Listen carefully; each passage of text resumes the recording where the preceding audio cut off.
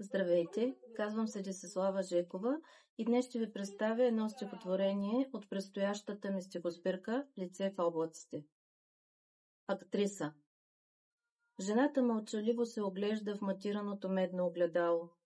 Застинала, в себе си се вглежда, за нея сякаш времето е спряло. Лицето й в рамка от кадрици напомня за неизживяна младост, за зов любовен на самотни птици, за нежен бриз и топъл летен залез. Очите й са кладенци бездънни, дълбоко скрили тайни съкровенни. Непроницаеми и много тъмни, на този свят те всичко са видели.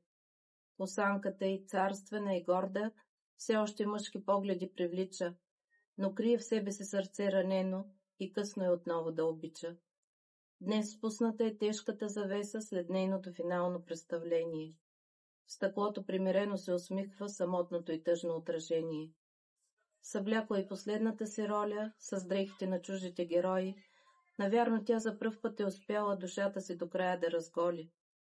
Навярно чак сега е преоткрила изгубената своя самоличност и щастието истинско съзнала, това, че е свободна личност.